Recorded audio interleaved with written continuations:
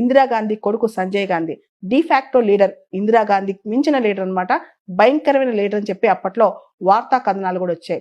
ఎవరైతే అపోజిషన్ వాళ్ళు ఉంటారో, ఎవరైతే అల్లర్లు చేస్తారో వాళ్ళని తీసుకెళ్లి వాళ్ళకి పెళ్లిళ్ళు కాకపోయినా పిల్లలు లేకపోయినా వాళ్ళపైన బలవంతంగా ఫ్యామిలీ ప్లానింగ్ ఆపరేషన్స్ చేయించారు. అంతేకాదు ఢిల్లీలో చాలా కొట్లలో, చాలా షాప్స్ లో అర్ధరాత్రి పూట లూటీ కూడా జరిగిందంట. భారతదేశంలో అనేక రాష్ట్రాల్లో కూడా చాలా ఇబ్బందులు పెట్టారంట అపోజిషన్ వాళ్ళని. ఇలా ఎమర్జెన్సీ టైంలో చెప్పుకుంటూ పోతే లెక్కలేనన్ని ఘాతకాలు అనమాట. అవన్నీ పక్కన పెట్టి అసలు ఎమర్జెన్సీ విధించే విధానం కూడా ఇందిరాగాంధీ ప్రభుత్వం అప్పట్లో ఈవెన్ క్యాబినెట్ మినిస్టర్స్ కూడా చెప్పకుండా డైరెక్ట్ గా ప్రెసిడెంట్ చేత ఎమర్జెన్సీ సైన్ చేయించుకుంది. దాంతో ప్రెసిడెంట్ ఆర్డర్ సైన్ చేయక తప్పలేదన్నమాట. ఎమర్జెన్సీ సైన్ చేయడమే కాదు అండ్ చాలా ఫండమెంటల్ రైట్స్ కూడా కాల్ రాశారు. మనకు తెలుసు మన రాజ్యాంగం ప్రకారం article 20, article 21 even national emergency పెట్టినప్పుడు కూడా సస్పెండ్ అవ్వకూడదు.